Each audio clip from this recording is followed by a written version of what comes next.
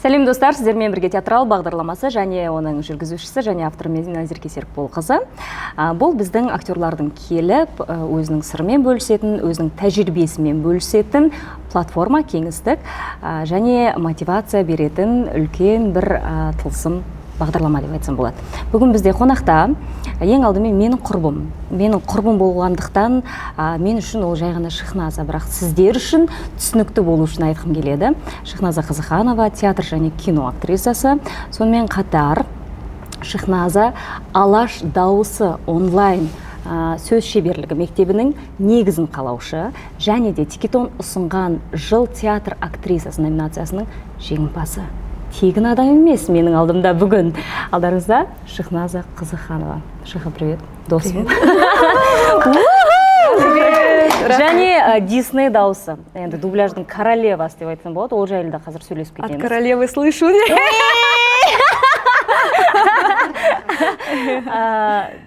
Бізде Шахназа сұхбатта болған 5 жыл бұрын. 5 жыл бұрын Наурыз екеуінен сұхбат алған, менің құрбым екеуі. Енді біз қазір қонақтарды қайталап шақыру үрдісінде қолға алып жатырмыз. Өйткені актер болғаннан кейін, актриса болғаннан кейін жыл сайын өмір өзгеріп жатады ғой. Сондықтан маған қазіргі көзқарастар да өте қызық. Сондықтан өзіңді шақырдым және сенің жеке тұлға ретінде дамуың өте қызық, белгілі бір дәрежелерге жетіп жатуың, сол жүрген жолыңмен бөліссең екен деймін. Және ең басты мақсат осы бағдарлама пайдалы болса екен. Жай ғана әңгіме емес, пайдалы болатындай, көрген көрермен бізді жастар, жас қыздар, сіңілдеріміз инсайт ала алатындай бағдарлама болса екен деймін. Өйткені сенімен дәл сондай сұхбат болатынына мен сенімдімін. Рахмет. Рахмет құрбым, рахмет досым шақырғаныңа. Жалпы барша көрерменімізге толқой. Біз гримеркада отырмыз деп елестетші. Біз гримеркада отырмыз. Я просто реально мен орысша айтқанда, енді орысша қосылып кетеді қазір. Мен просто өзімде адам ретінде анандай бір әрдайым бір шектеу тұрады да миымда. Мысалы, мен соншалықты осылай келіп, бір өзім сұхбат беруге соншалықты әлі дайынмын ба? Мен осылай, бұл енді үлкен бір дәреже ғой негізінде. Мен не бере алам деген ой болады әр адамда. Мен қазір білем, қазір менде беретін дүние бар екен, бірақ соның өзінде де қазір бастап отырмыз ғой, бәрі маған бәрібір толқыныс береді, сондай ойлар бәрібір кіріп шығады. Білесің ба, осы сұхбаттың алдында Әділ Ахметовпен сұхбат болды, әлі көріп үлгермеген шығарсың, театралды қарасаң, сол кезде біз осы құнсыздандыру туралы өте әдемі айтты Әділ аға. Сен қазір құнсыздандырып жатсың өзіңнің. Ол бәрімізде бар комплекс. Ол бірінші реакция. Қазір әңгіме айтамыз, мысалы, сол 5 жылдың өзінде мен өте үлкен психологиялық тұлғалық трансформациядан өттім, мысалы. Бірақ өткен күннің өзінде де бәрібір адамның бойында өзінің қалыптасып қалған сценарийлары болады. Қазір оның барлығын тарқатамыз деп ойлаймын. Вот сол менде қазір орын алып тұр да, бірақ ол қазір кетеді. Бұны вообще абсосындар от кетсіздер. Жоқ. Мәселе осыда ғой.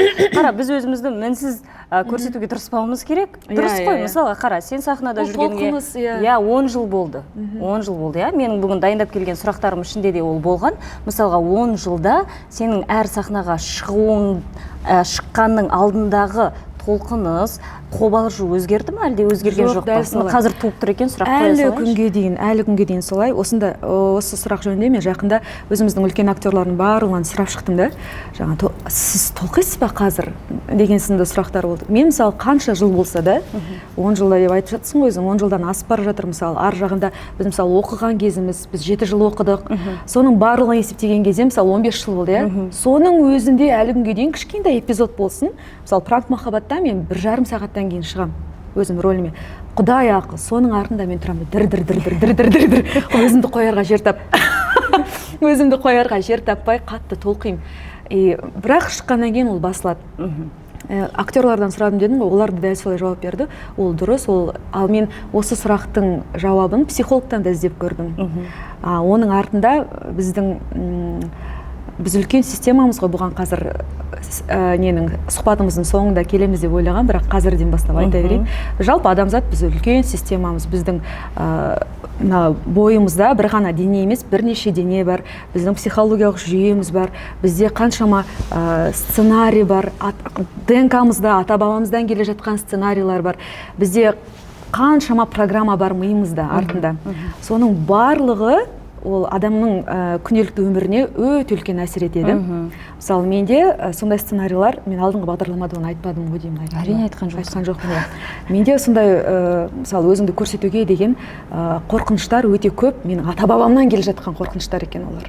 Яғни ол сенің қаныңда, қанмен беріледі. Иә, мен онымен қанша жұмыс жасасам да, ол туып кетеді. Бірақ мен ең басты нәтиже, мысалы, психологиялық жұмыстың ең басты нәтижесі, мен оны басқара аламын, оны тани аламын, сезе аламын, және онымен қайғырып кетпеймін, мен онымен өмір сүре аламын. Басты жетістігі сол. Сен қайдан білдің, ол ата-бабаңнан қанмен келген дүние екен? Жалпы жаңа 5 жыл болды деп айтып жатсың ғой, 5 жылдың ішінде шынында да мен үлкен психологиялық трансформациядан өттім, және де тұлғалық трансформациядан өттім. Соның арқасында өзім жетекші болып та үлгердім. Актерлардың жетекшісі, орысша айтқанда наставник. 2021 жылдан бастап онлайн курстар, продуктілер жасап шығара бастадым. Ең алғашқы ұсыныс маған Елорда медалі мемлекеттік жобасынан келді.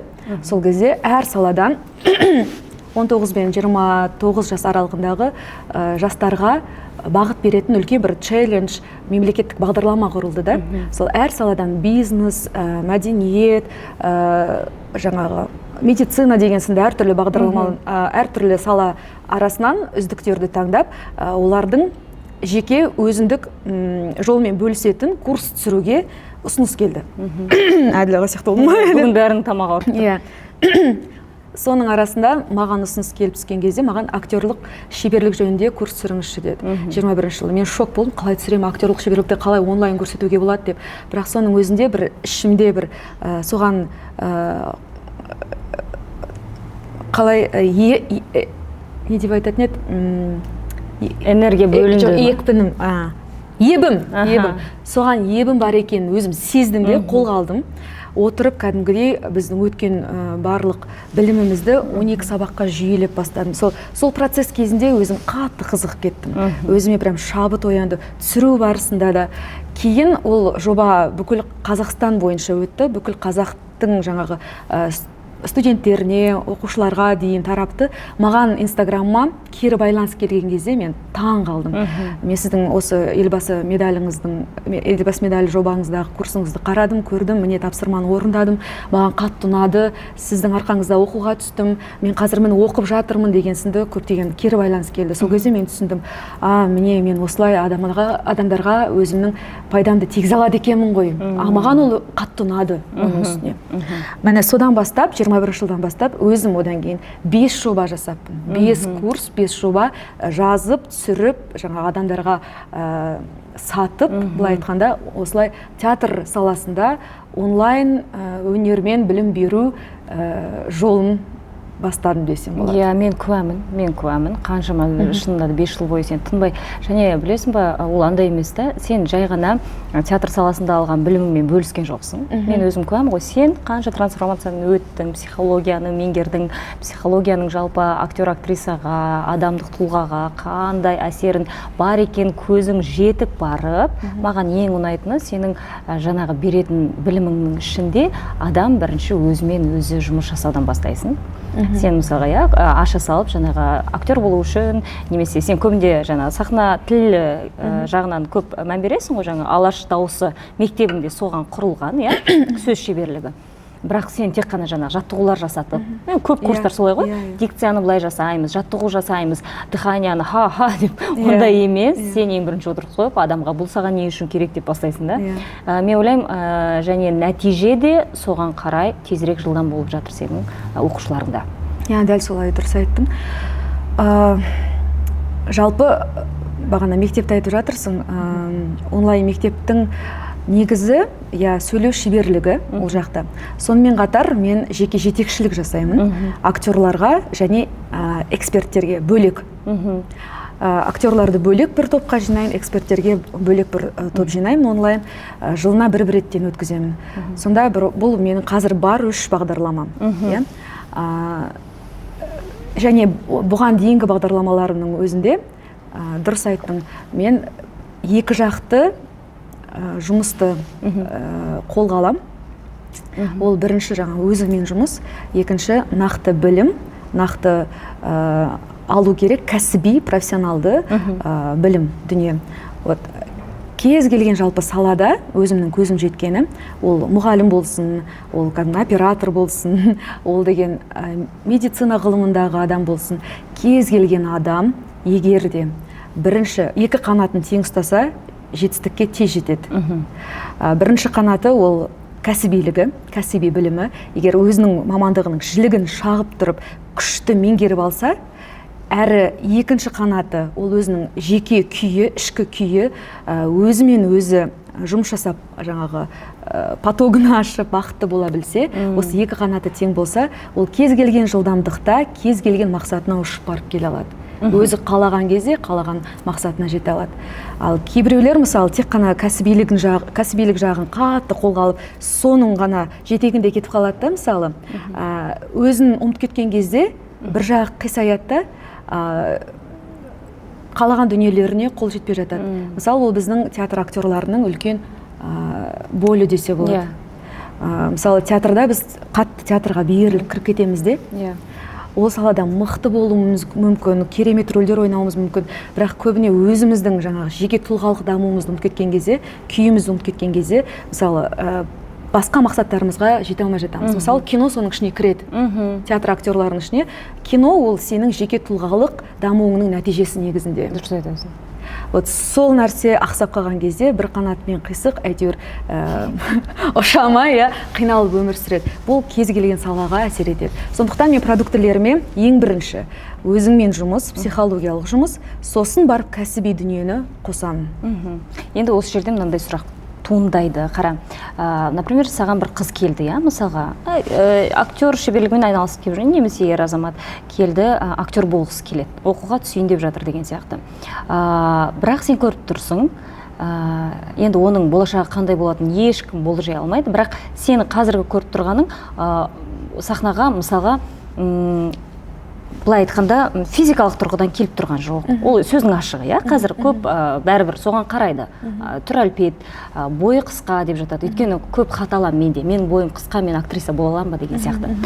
Немесе таланты бәрібір келіп тұрған жоқ театр өнеріне. Оған мүмкін, ертең бәрібір Құдайдың қолында, ертең мықты болып кетуі мүмкін, бірақ ұзақ өте еңбек ету керек екенін сен біліп тұрсың.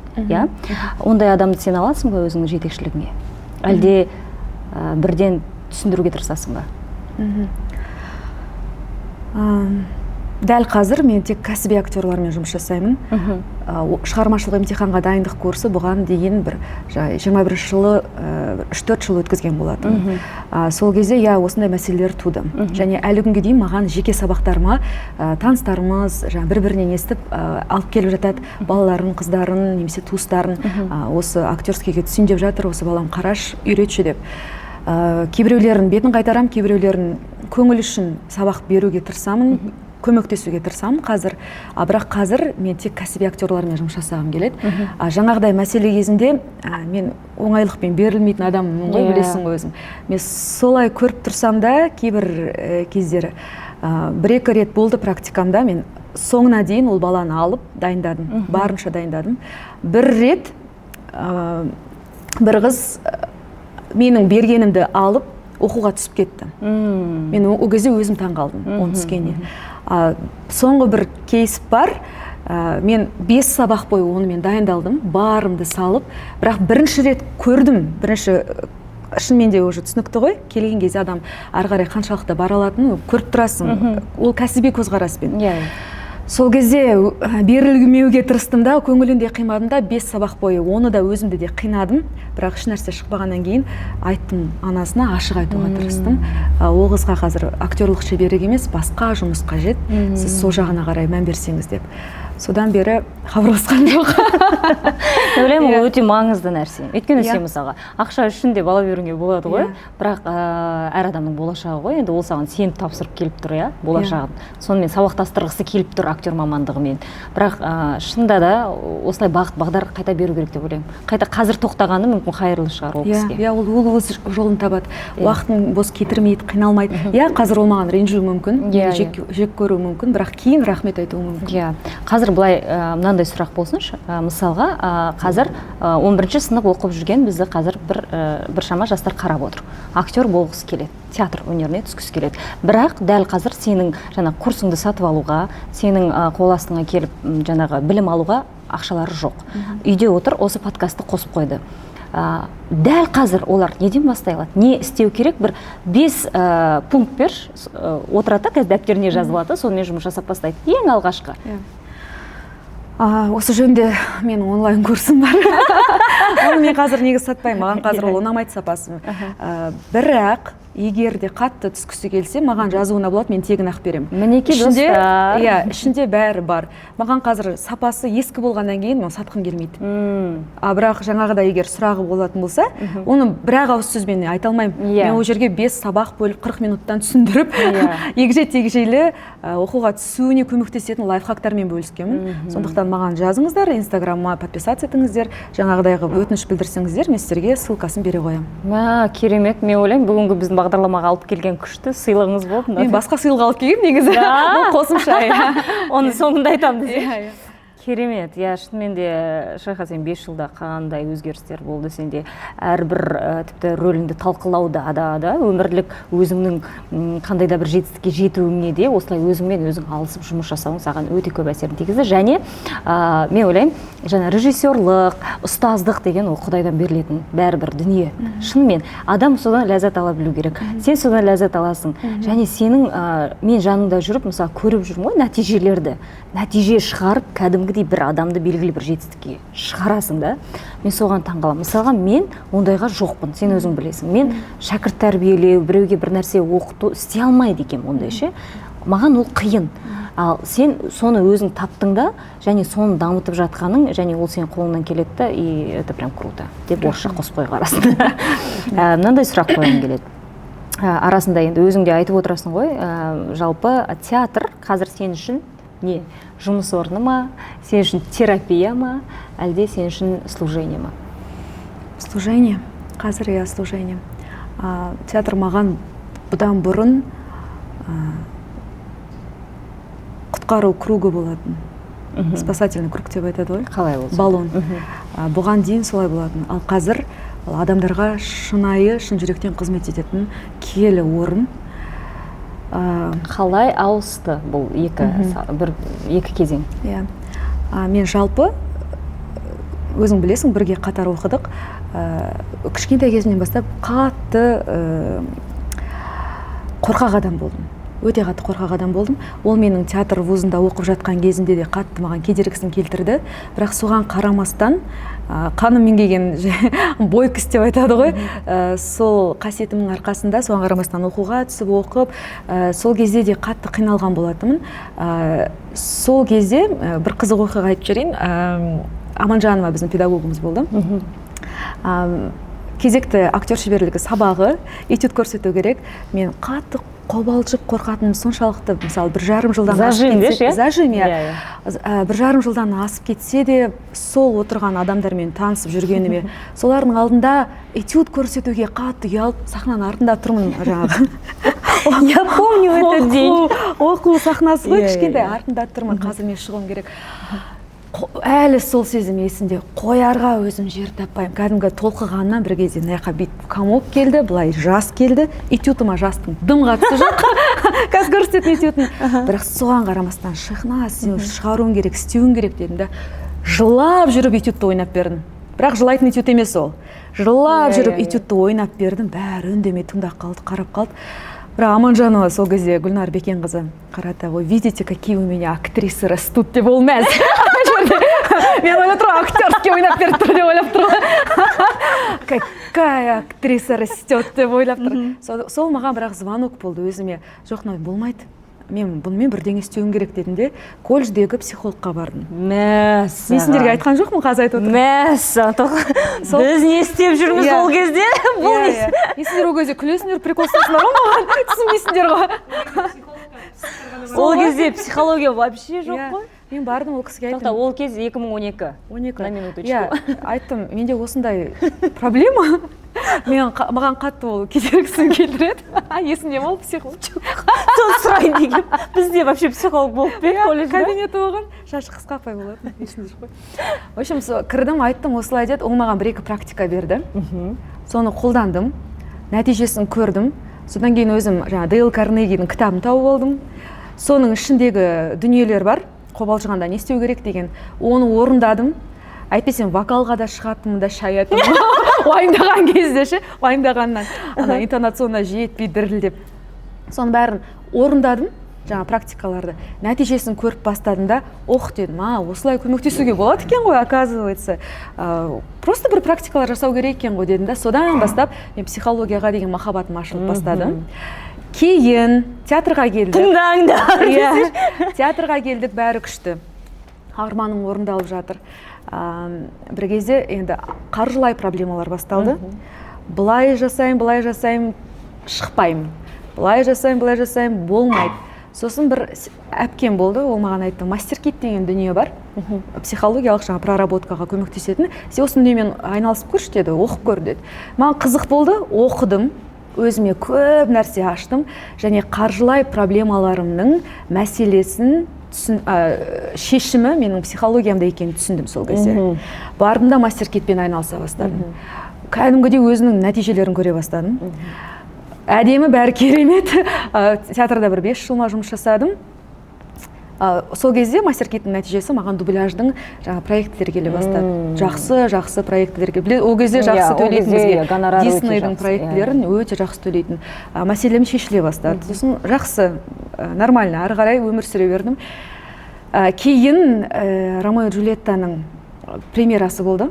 Есіңде, сол кезде мен үлкен ұлы депрессияға ұшырадым. Қыз жібекте ұшырамап педің? Ол басқа депрессия.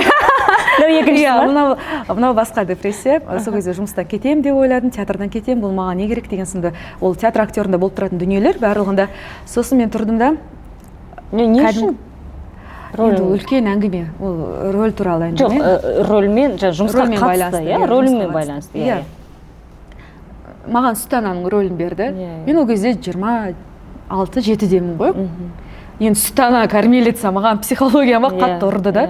Болды, мен возрастной рөлге өттім, сонда болды ма не деген менде түсінік болды.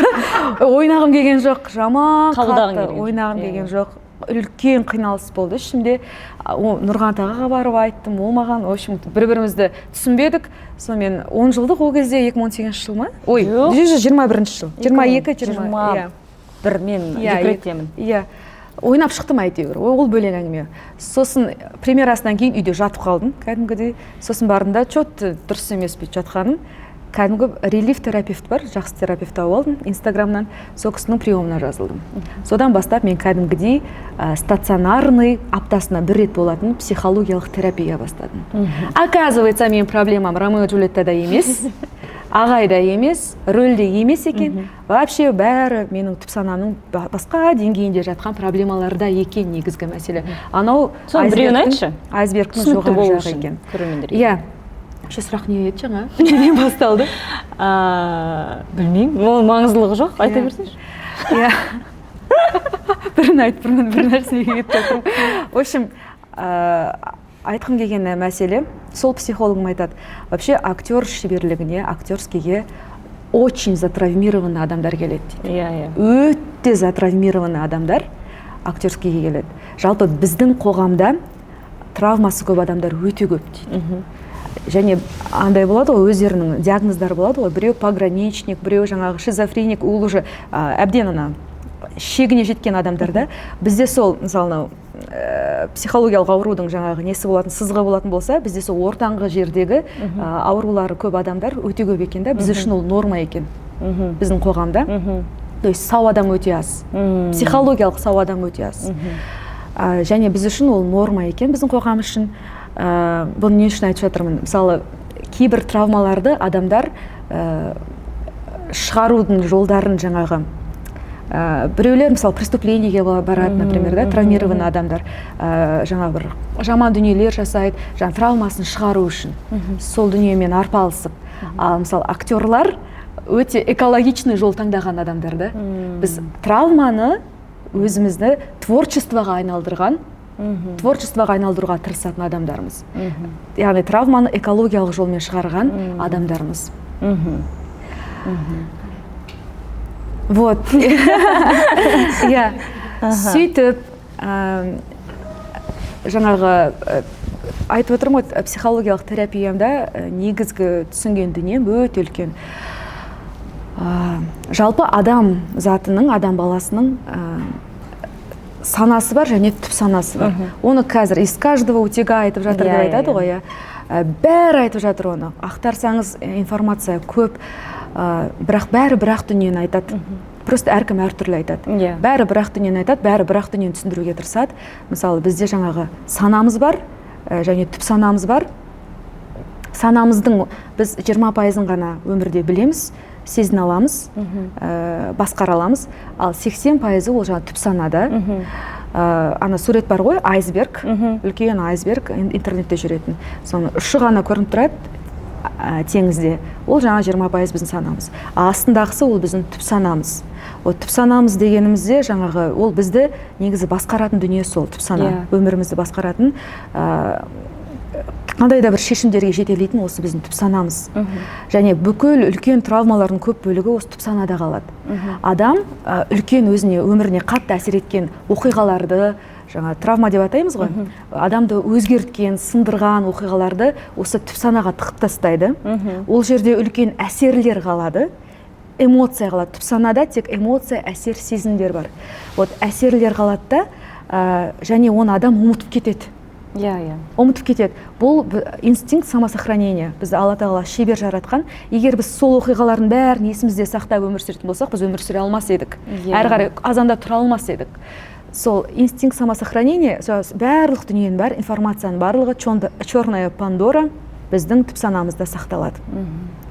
Және мысалы, жаңа қандай да бір өмірдегі қиыншылықтар болады ғой, ол сол түп санадағы сенің программаларыңның отражениесі, нәтижесі. Егер де мысалы сенде қазір менің қарап отырған театр актерлары, мысалы қаржылай проблема болса, немесе киноға түсе алмай жүрген проблемаң болса, немесе театрда рөл алмай жүрген проблемаң болса, оны біреуден емес, жаңа режиссердан емес, айналаңдағы адамдардан емес, бірінші түп санаңнан барып іздеуің керек екенсің. Барлық сұрақ сол түп санада. Ол әркімде индивидуальны, әркімде әртүрлі. Мен сол 2022 жылдан бастап, қанша қазірге дейін, мен 25 жылдың мамыр айында тоқтаттым. Сол 2,5 жыл бойы, получается, мен сол түп санаммен алысып өмір сүрдім ғой. Және ол сан нәтижесін көрсетті. Өте үлкен, көп нәтижесін көрсетті. Көп жетістіктерін көрсетті. Яғни, кез келген дүниеге қол жеткізуге болады. Мысалға қазіргі актерларда, актрисалар дейікші, енді бізден жаңағыдай тіпті қорқынышпен жұмыс жасау. Мен ойлаймын, тек қана біздің кемшілігіміз сода, біз ары қарай оны іздемейміз, ол сұрақтың жауабын алуға тырыспаймыз, шешуге тырыспаймыз, ізденбейміз ғой. Өйткені ол жақта боль жатыр.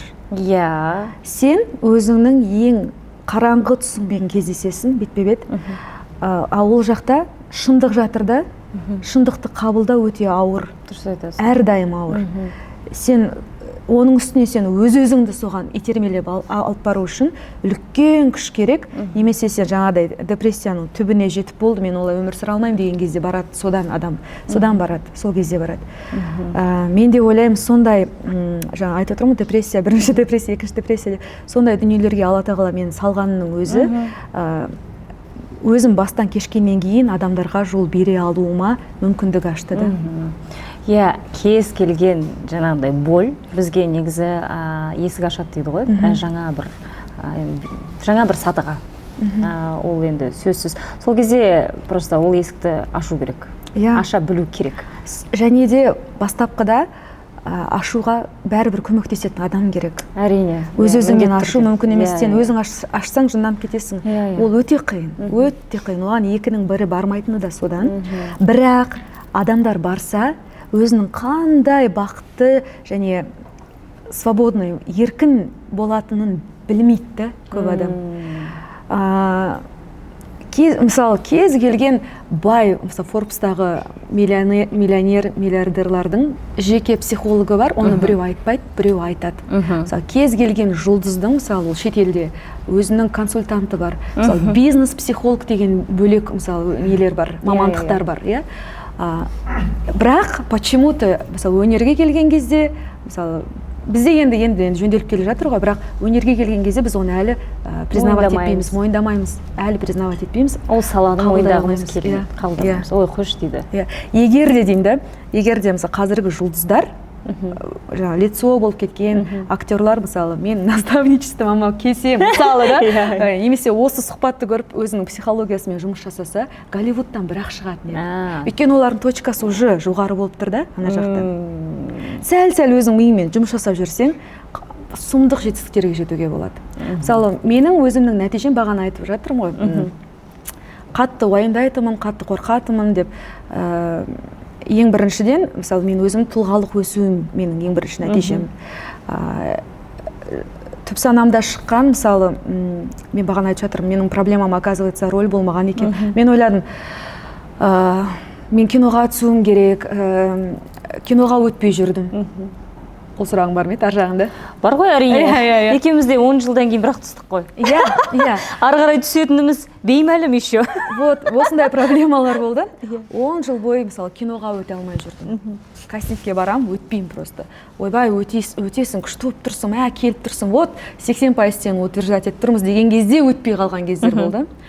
Жаңағы проблемам, рөлмен проблем, қалаған рөлім келмейді, мысалы, театрда жұмыс жасап жүрмін. Қаншама, мысалы, еңбегім сіңді, неге мені естімейді деген сияқты ішкі реніштер, сосын жаңа қаржылай дүниелерім, тағандай актерлардың басындағы проблемам. Сол ғой? Мысалы, халықтың қошеметі, мысалы, неге мен көп адам танымайды, неге мен подписчигім көп емес, неге менде шахмын подписчик деген сияқты, құнсыздандырулар деген сынды. Осындай больдармен алысып жүрген кезде, терапияға келген кезде, оказывается, ол менде вообще ол емес екен менің қалаған проблемам. Менің ішімде жатқан, менің жанымның негізгі, бессознательныйда жатқан жанымның проблемалары вообще басқа екен. Мен өзімді просто алдап жүргенмін да, ана дүниелермен. Менің сознанием солай алдап жүрген. Менің ішкі қалауым вообще басқа. Не екен сонда сен қалауың? Ол менің ата-анамның ішіндегі, ата-анама деген өкпе, балалық өкпе. Қазір бәрі жақсы. Енді бұл дүниені көп жерде қозғамайтын едім, бірақ Инстаграмда мен пост қылып салдым. Мысалы, мен әкеммен 10-15 жыл араласпадым деген сынды. Вот осы мәселе мені қатты толғандырып жүрген ішкі жағымда. Мен оны басып жүргенмін ғой. Басқа проблемалармен. Басқа ана жағымда қайнап жатыр да, жаңағы боль деп айтамын ғой, проблема. Қайнап жатады, бірақ мен оны жаңағы рөлмен, басқа дүниелермен, сырттан, проблемалармен, қаржылай проблема деген өзіңнің жасаған проблемаң негізі. Өзің дұрыс санамағандықтан, өзің өз ресурсыңды есептемегендіктен, адам өз-өзіне жасайтын проблема негізі. Мен соны өз қолымнан өзім жасап, қайта-қайта кредит, қарызға батып, өз-өзімен жаңағы бөлмен кездеспес үшін алдап жүрген екенмін де. Миың. Иә, алдап жүргенмін. Киноға түскім келеді деймін де, жаңағы өтпейтін кастингтерге барам өзім. Түсінтірсің ба? Өзім өз қолыммен жасаймын. Чтобы менде кастингтен өтпей жүрмін деген проблема болу үшін. Ол проблема мұна ауыртпалықты сезбес үшін. Қайдан күш таптың енді ол сол ең үлкен ауыртпалығымен кездесуге? Білмеймін, ал күшті Алла тағала өзі берді. Мен түсіндім, өмірімді өзгерткім келді. Ал өмірімді өзгерту үшін осы дүниені қабылдауым керек екенін түсіндім. Өте ауыр болды. Әлі күнге дейін өзінің несін беріп тұрады.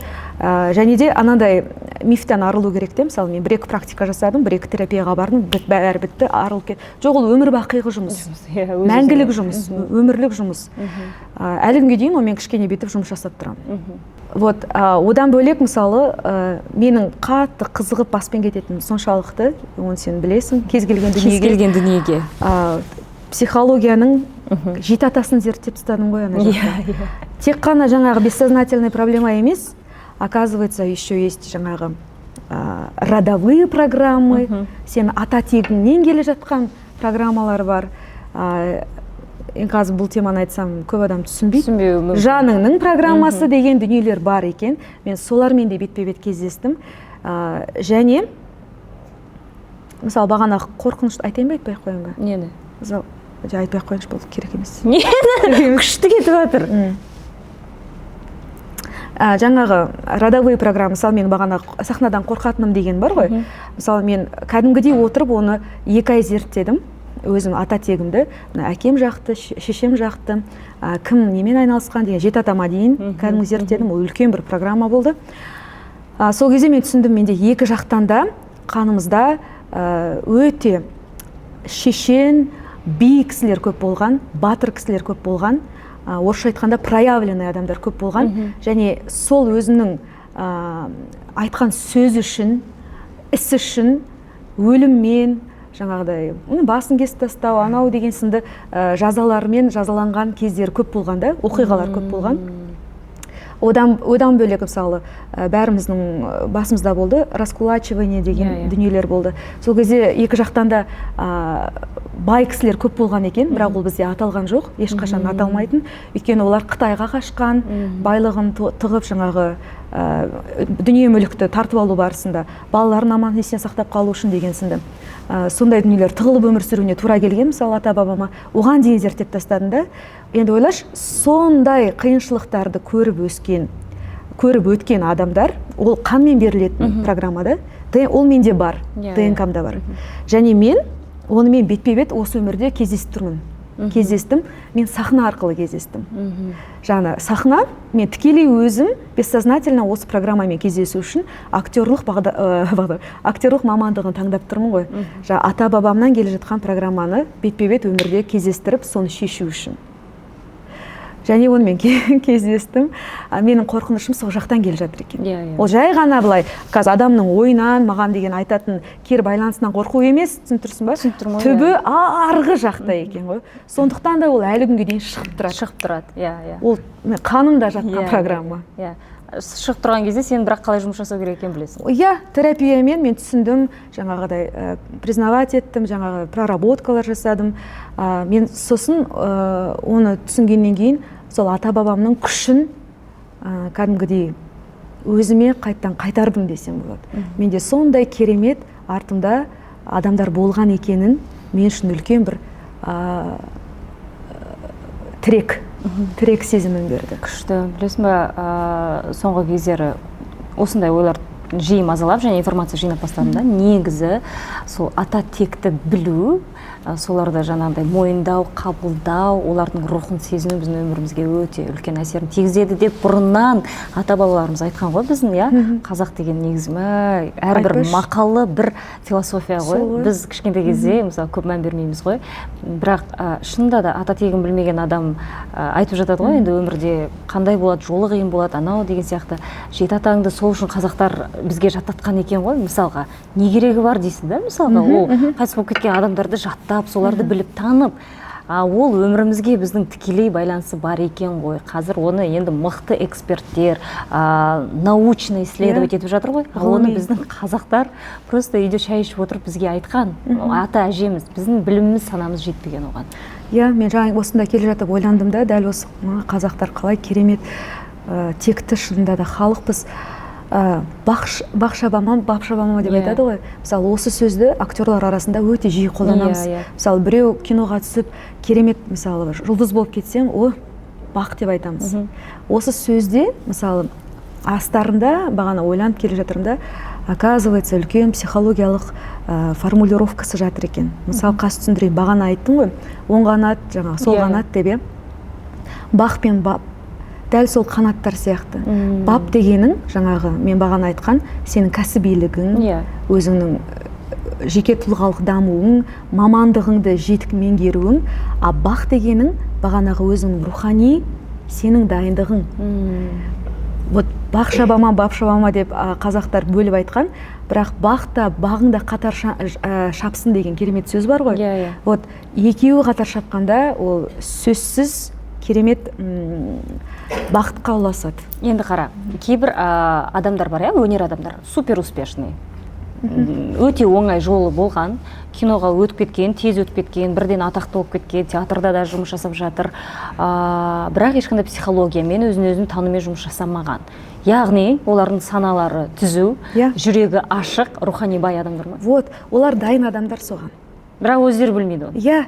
Ол ар жағында, мысалы, яғни оның ата тегі, ата анасы оған сондай фундамент жасап бергенде. Міне сұрақтың жауабы. Вот, мысалы мен қарап алсақ болады. Мысалы, біздің театрдағы Әділ Ахметов. Мен ылғи қараймын да, мысалы, ата анасына да қарайсың да, мысалы, ол кісі бағы жанған адам, бабы да бар. Оның себебі, ол мысалы психология оқыған жоқ ол кісі. Бірақ себебі ар жағында үлкен фундамент бар, ол и так дайын. Оған дайындап берді ата тегі. Мүмкіндік берді, мүмкіндік берді, дайын да. Оған ары қарай ол соны қолдана білді де, сол ресурсын ары қарай ұшты. Вот. Енді сұрақ туындайды тағы бір. Осындай адамдарға өзімен ары қарай жұмыс жасаудың қажеті бар ма? Өзімен алысып, психологияға келіп, егер ешқандай боль болмаса ол адамда? Кез келген адамға өзі қалаған кезде ғана жұмыс жасау керек. Өзі қалаған. Егер ол адамдар өздері қаласа, жұмыс жасап, әрі қарай тіпті керемет болады. Яғни адам негізі өзі сезеді, өзінің жанының ауырып тұрғанын, бір нәрсені жетіспей тұрғанын негізі біз бәріміз сеземіз. Ағай біздің айтады ғой, білмеймін, жалғыз қалғанда өзіңнен сұра деген сияқты. Сондай кездерде жүгіну керек. Кейде просто андай болып жатады да, қазір енді тренд болып кетті ғой, психологиямен айналысу бір нәрсе. Кей кездерде адамдар под влияние кетіп қалады да, и басқа бір руслоға кетіп бара жатқандай көрінеді. Сондықтан шынымен ең бірінші өзіне үңілу керек сияқты. Маған керек па бұл нәрсе? Маған қазір не үшін керек болып тұр мына нәрсе депші? Соны былай жіктеп алу керек та? Әрине, сен егер қаласаң, жаса, қаламасаң, егер осылай-ақ бақытты болсаң, пожалуйста, өмірің сүре бер. Сол ғой. Бірақ жаңа мысалы мен ойланам да, кейде кейбір бағы жанып кеткен жас актерлар бар да, мысалы. Соларға қараймын да, айтқым келеді. Мысалы, осы подкастты қарап жатса, мүмкін мысалы театрдың актерлары, олар жаңағы тегі берген, Алла берген бағанағы ресурсты сәтті қолданса екен деймін де. Мысалы, біз 4 жылдық білімнен кейін, театрда алған білімнен кейін, актерлар ешқандай қосымша өз-өзін жетілдіру деген мысалы орталыққа бара бермейміз мысалы. Бізде ондай жоқ өйткені. Мысалы, медиктарда бар, повышение квалификации деген дүниелер бар, ал актерларда ол жоқ. Мысалы, әрі қарай, мысалы, театрға келгеннен кейін, сен өз-өзіңе қаласың. Сен өсесің ғой, өскеннен кейін де мысалы көп дүниелер өзгереді. Дәл солай сенің кәсібіңде де, рөл шығаруыңда да көп нәрсе өзгереді. Мысалы, ары қарай өзіңді тағы да жетілдіру керек те. А бізде ондай жетілдіретін, көмектесетін орын жоқ. Жастарға айтатын адамдар да аз. Сондықтан да мысалы сол балаларға айтқым келеді. Сәл мысалы, сен қазір күшті жұлдызсың, сен қазір жастығыңмен кино продюсерлерге ұнап тұрсың.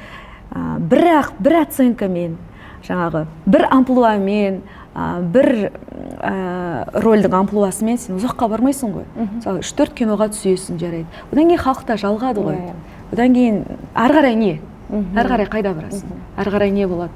Сондықтан да сол балаларға егер көріп қалып жатса, пожалуйста, өтініш, ары қарай да жетілдіріп, актерлық шеберлігін айтып жатырмын. Оқысы екен, мысалы, үйренсе екен, және біреуге келіп үйренуден арыланбаса екен. Бізде шамалы бар да, біз қазақ актерлардың арасында бір-бірінен келіп сұрау, түсіндіріп жіберші, қалай кішкене ару көріп тұрады да, өзі төмендеп қалатын сияқты бір сезімдер болады. Ол да травма ғой? Ол да травма, Ол да затравмированный, зажатый, закомплексованные люди. Эгосын кішкене жеңе алмай қалады да, сондай болады. Эго ғой негізі. Ол жастықпен түсінбеуі мүмкін. Бірақ онда ол ар емес. Сен өз кәсібің жайлы өзіңнен жақсы білетін адамнан келіп сұрау ар емес. Конечно. Білесің бе, бір супер успешный бір бизнесменнің сабағын оқығам ғой, про бизнес. Бизнесмен болғым келген өзімше деп. Бірақ ол жерде не про бизнес, а про успех жайлы көбіне айтылды да, и сол бір практика айтып жатыр да, қалай мен осылай болдым деп. Мен өз мамандығымдағы ең успешный адамды таңдап алдым дейді да. Мынаның успехын мен осылай жетістігіне жеткім келеді деп ойладым.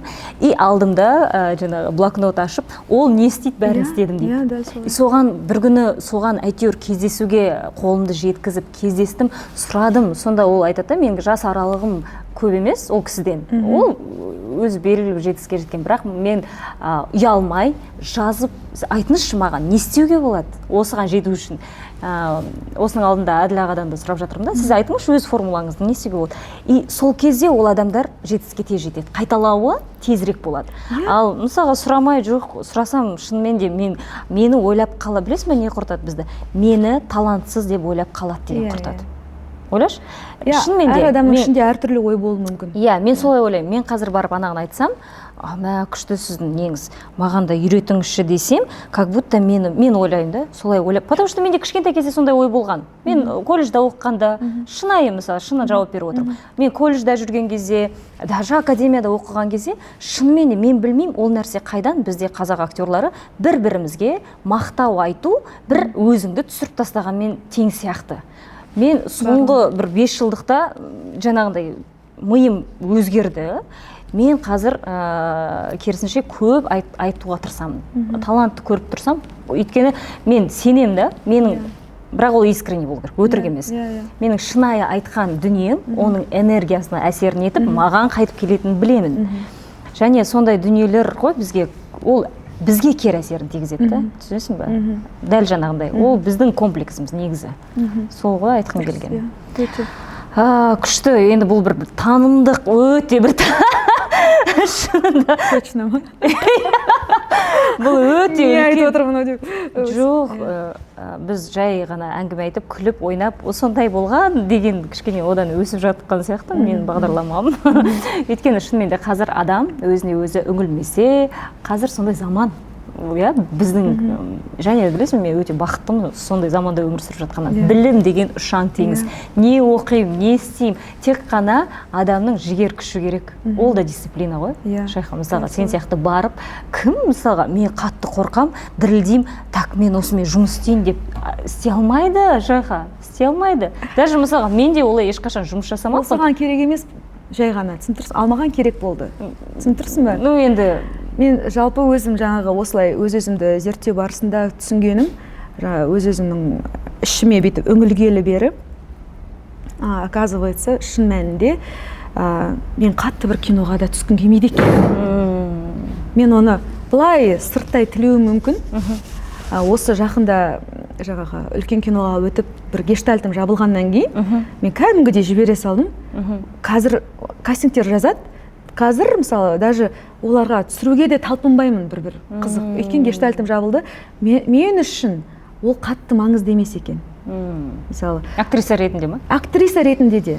Айтып тұрмын ғой бағана театр служение. Мысалы, қазір театрға деген мен көзқарасым, мысалы, баяғыда кішкене амбициозно қарасам, мен ана рөлді ойнауым керек, мына рөлді ойнауым керек, мынаған жетуім керек, мен әлі мынаны ойнамадым деген сынды бәрін жаумап, қазір оказывается театрдағы рөлдері көп адамдардың бірі мен екен. Иә. Баяғыда мен рөлім жоқ деп жылайтын. Жоқ менде, беріңдер маған. Ол ішіндегі жаңағы травмалардың несі ғой. Есіме түсіп кетті. Ол жерде бір қызық дүние айта салайыншы. Біз театрда тұрамыз ол кезде ше, екеуміз бір гримеркадамыз. Бір период болып қалды, сенде рөл жоқ. Бір-екі жыл ма? Сонда бір жарты жылдықта бермеген шығар просто. Киімдерін жинап тұр да полкада, көзіне жас ағып тұр. Мен төсекте отырмын. 2-3 гримерка. Шайха не болды деймін. Ешнәрсе қолынан келмей жатыр. Маған ешкім рөл бермейді. Наско, даже сказкада бермеді. Мен бұны жұбатуға тырысып жатыр. Болады. Сонда енді келдік та театрға. Шынымен сен сондай болдың ғой. Андай бір нәрсені бастасам, тез мен ана жетуім керек. Неге болмай жатыр? Неге болмай жатыр? Соған бүкіл күшін жұмсап ше, страдать етіп андай. Расслабься деп айтатынмын ғой мен. Оны айтасың, мен жаңа маған ең бірінші театрда берген рөл Қоян рөлі ғой, айттым ба? Қоян сказкада Бейбіт аға берген, мен соған анализ жасаған адаммын. Психология емес, актерлық анализ прям. Қоянның өмір баянын сызып па? Мен зерттедім оны кәдімгі. Ол гениальный образ болған. Өте дұрыс. Акробатика қосып, барын салып. Оның барлығы, оказывается, астындағы менің жаңағы, менің кішкентай кезінде, мысалы, кішкентай Шехназды признавать етпеген, әке шешесінен махаббат сұрайтын травмам. Тұрсың ба? содан жаңағы до того мені признавать етпеген, мені қанбаған кішкентай. Сен солай сезгенсің. Иә, мен солай сезген. Они любили как могли. А мен іштегі Шехназ, кішкентай Шехназ мен жақсы көрмегенде, мен хотя бы осы рөлді күшті ойнаған кезде мүмкін мен жақсы көретін шығар деген не ғой, былай айтқанда мәні сол ғой. Сосын білесің бе, бір есіме түсіп жатыр, сосын сен айттың ғой маған, сол әке шешемнен алмаған травмамен сен жұмыс жасамаған соң, сен театрға келіп Нұрғанат ағаның признаниясы үшін өмір сүрдің. Просто әке шешенің орнына Нұрғанат аға реальностьтағы бір адамды келіп қоясың. Өзі солай тұра қалады, сол бойының орнына. Дәл солай, кез келген салада, кейін жеке өмірде де болуы мүмкін, ақшамен байланыста болуы мүмкін. Сол ғой бағанағы айтқан. Ойлашы, сен есіме түсіп жатыр, сен сол кезде ағаймен бір ағай саған үнемі ұрсады деп, өзің солай, жаңағы дүрия үшін, ол маған ғана күші жетеді, маған ұрсады бір нәрсе дейсің да, өзің сонымен алысып. Яғни мен ойлаймын да, Құдай бізге кез келген бір ситуацияны жібере береді, содан сабақ алып, смирение жасап, мен түсіндім, болдым, ойындаймын деп, ары қарай осылай жұмыс жасап, сол этаптан өткенше, ол әр адаммен келе береді екен да? Сенің сол кезде айтпасың. Сосын сен Нұрғанат ағаны қабылдап, оның ұрысына кәдімгідей, самозащита емес, сен қабылдау басталды да? Сенде бір периодта жаңа психологиямен жұмыс жасап бастағаннан кейін, сен басқаша қабылдап бастадың. Ағаймен қалжыңдасып, ағай, маған ғана жетеді шамаңыз, бұрын бүйтіп жылап, тірілдеп гримеркаға келетін Шехназ басқаша күйге ауысқан кезде, как будто Нұрғанат аға да өзгеріп кеткен сияқты. Бірақ ол сенің ішкі күйіңе байланысты болды ғой. Вот сен өзгерсең, әлем өзгереді деген сол дүние, ол рас. Сосын тағы бір үлкен нәтижесі деймін ба? Мысалы, психологиямен айналысқаннан кейін мен дауысым ашылып бастады. Вокальный дауысым. Дұрыс айтасың. Ойлаш? Өйткені ол да зажим ғой. Біраз терапия өткеннен кейін маған Анель, біздің хормейстеріміз келіп, Шеха, что ты сделала? Деді, мама, ты сегодня хорошо звучала. Мен даже оны ұмытып кетіппін. Мен баяғыда қатты уайымдайтын едім ғой. Блин, ана нотаға өтпеймін, жетпеймін деген сынды. А кейін зажим, ол мына жақтағы зажим, самоконтроль деген сияқты нелер. Шеха, мен айтайын, менің құрбымсың ғой, мысалы, 10 жылда сенің табандылығың мен еңбекқорлығың, енді шын айтамын, мен әлі ешкімнен ондай көрген жоқпын. Жоқ, шын ғой, шын. Айтшы, Асема. Это надо, действительно, надо ценить. Ол қасиет сенде бар. Ойлашы, өзіңмен өзің алысып, кәдімгідей еңбек, сен әрдайым даму үстіндесің, әрдайым. Және сол нәрсе сені кәдімгі нәтижелерге алып келіп жатыр ғой. Ойлашы, егер әр актер осылай жұмыс жасаса өз-өзімен, не болатын еді? Бұның барлығы, бағанағы айтқандай, киномен емес екен, жаңағыдай. Шын мәнінде қатты менің миссиям емес екенін түсіндім. Театр, қазір мен бәрін қабылдадым, жақсы көрем, сүйікті орыным, жұмыс орыным, әрбір рөлді Алланың разылығы үшін және көрерменнің дәл қазір бір сұрағына жауап тауып кету үшін жұмыс жасаймын да, служение қылып. Сол айтқым келіп тұрғаны, осы дүниенің бәрін жасап болғаннан кейін мен түсіндім, оказывается, менің негізгі миссиям, менің қатты жақсы көретін дүнием осы жетекшілік. Адамдарға, әсіресе өнер адамдарына жол көрсете білу, бір А точкасынан Б точкасына дейін өзі қалаған жетектеп апарып жеткізу. Соны қабылдадым, соны түсіндім. Қазір 26-тан бастап мен соған қарай бағытталып жұмыс жасап жатырмын. Күшті, керемет. Мен одан ләззат аламын, және Алла тағала мені сол жолға дайындады. Мен өз басымнан көп нәрсені өткізіп, нәтижесін алып жеткізіп, түсінгеннен кейін барып, мысалы, осы жолда жүрмін. Және сенде ең басты тәжірибе бар, кәсіби мамансың, осы салада қазақ тілді өте қазір аз. Және театр саласында, бұндай өте сирек кездеседі. Театр саласында кәдімгідей осының барлығын қамтып, психологияны, өзімен санасымен жұмыс жасап, бәрін бүйтіп келген наставниктер аз деп ойлаймын. Тіпті академияда бізді оқытқан кезде, үйреткен кезде бір психологияға мән берілген жоқ, ешқашан. Ешқашан сен зажатыйсың, ты зажатый дей беретін. Одан сайын сен одан сайын зажимаешься. И как бы никто не пытался типа тебя раскрыть. Например, да? Сен зажатыйсың болды дейді. И қалай мен ол зажатыйстан арылатынның жолын көрсететіндер сирек. Тіпті жоқ десе де болады, мысалға. Сондықтан ең бірінші мәселе сол, актерға жалпы бізде Мұрат аға айтатын еді ғой, сахнаға шығып, адан қараш, қолы жүрсе, аяғы жүрмей қалды деп. Адамда ішкі зажим қатты болған кезде, сахнада физикаң бағынбайды ғой. Короче, шайды бүйтіп ала алмайсың ғой. Ол өзіміздің де басымыздан өткен. Рөліңе сенбей тұрған кезде, шайды білмеймін, басқаша ішесің. Қол аяғың басқа жұмыс жасап кетеді, андай деп қарап басқа түсің. Потому что физиологияң санаңа, жаныңа бағынбай тұрады. Ал бұл, мен ойлаймын, өте фундамент.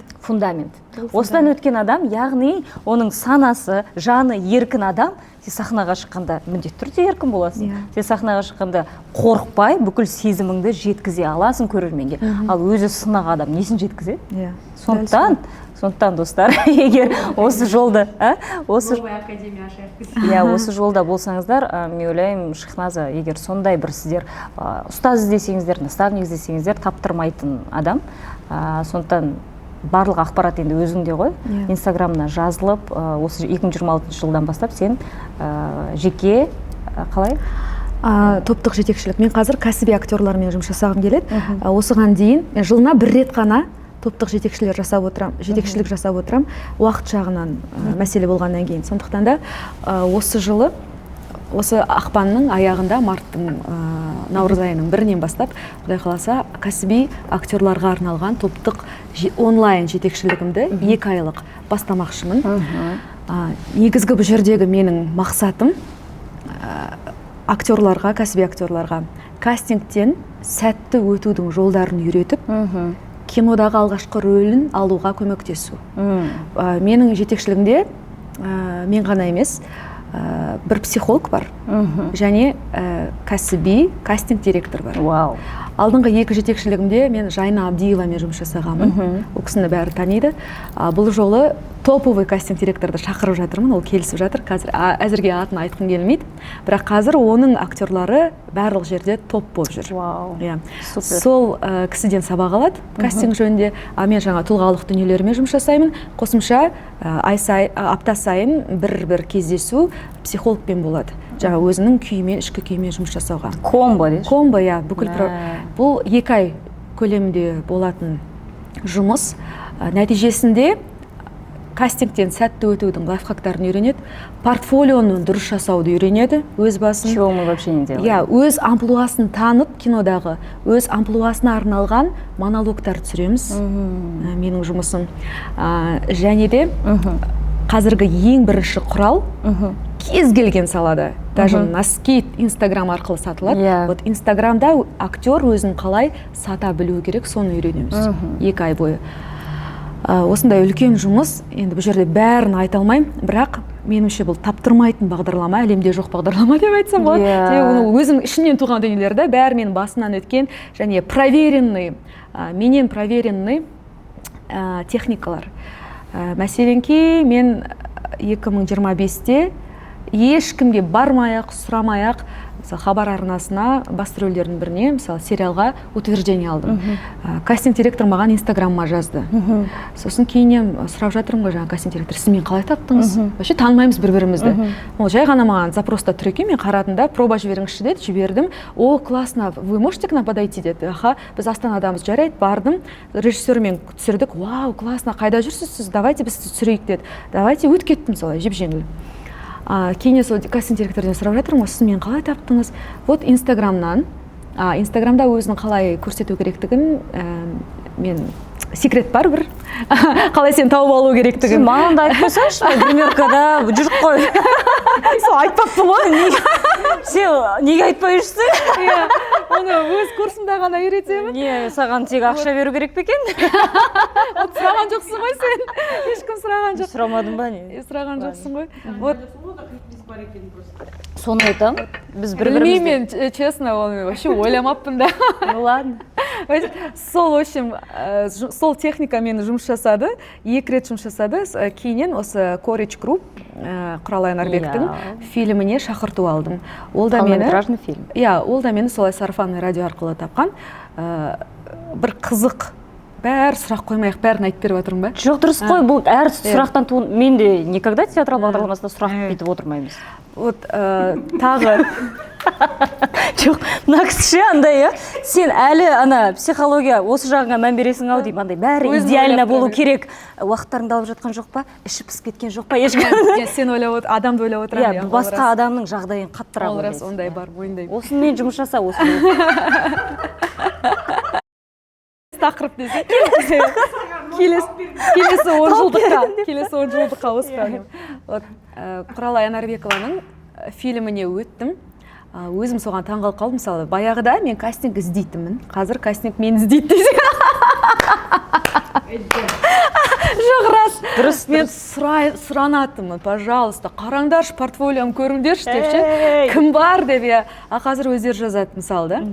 Бірақ мен қазір түсіндім, ол маған қатты қажет емес, бағана айтқанымдай.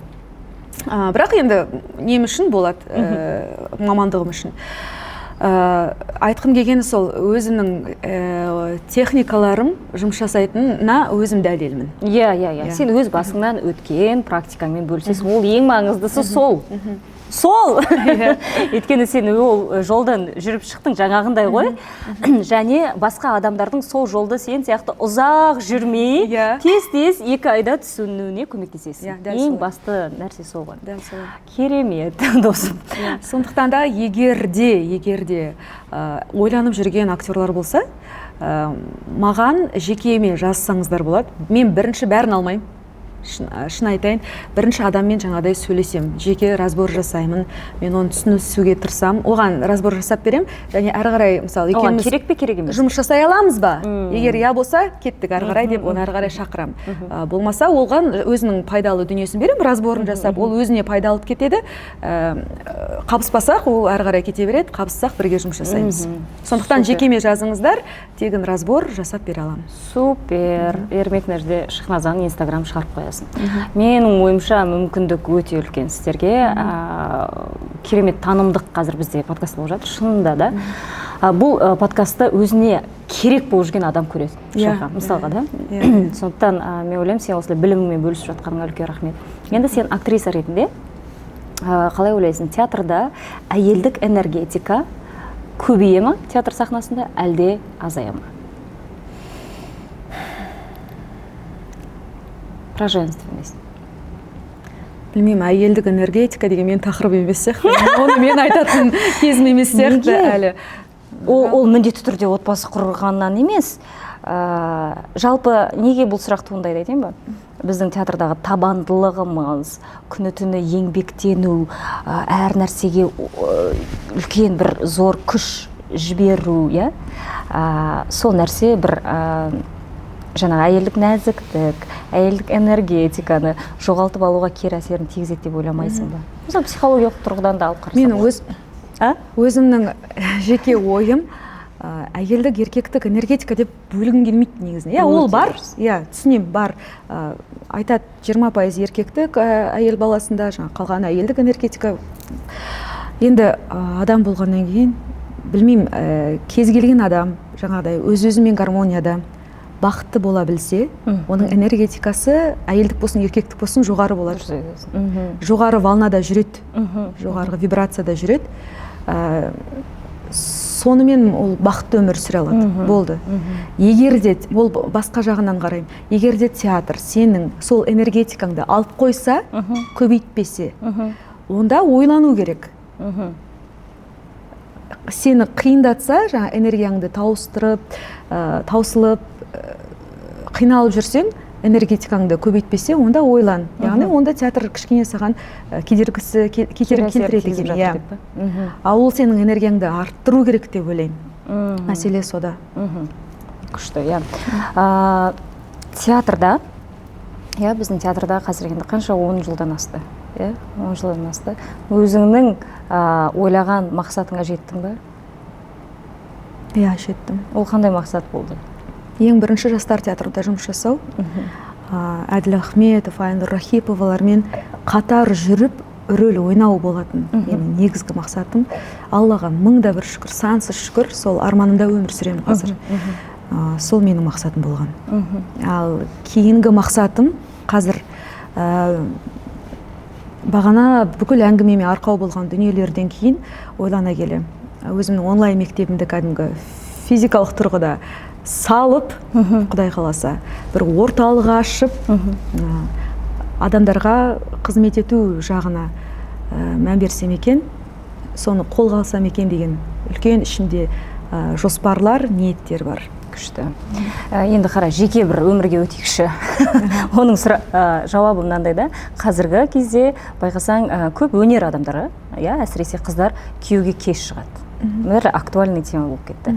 Мысалға сені көріп отырған сондай қыздарда көп болады қазір, шаршатады, сұрақ неге, қашан, ол адамдар ойлап та жүрген жоқ шығар. Олардың миы сен сияқты жаңағы өз-өзін танумен, өз-өзін іздеумен, сонымен арпалысып жүрген адамдарға қашан деген нәрсе қалай осы ситуациямен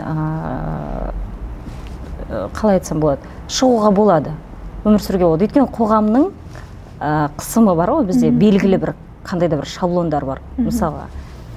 Тем более өнерде жүрген қыздарға. Сен қоғамды өзгерте алмайсың, осын түсіну керек. Сен туыстарды да өзгерте алмайсың, бәріне түсіндіре алмайсың, оны түсіне білу керек, қабылдау керек. Сен тек қана өзіңнің соған деген реакцияңды ғана өзгерте аласың.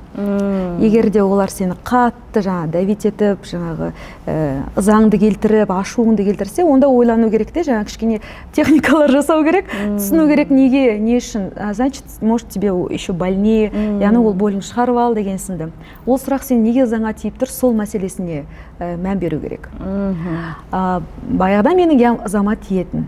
Жалпы осы орайда көріп отырған адамдарға мысалы айтқым келеді, әлі күнге дейін болады, мысалы мен 40 жыл араласпаған сыныптас құрбыларым дайректке жазады, Шахназ күшті, керемет, қашан тұрмысқа шығасың, әлі жүре бересің ба? Оның 4 баласы бар мысалы.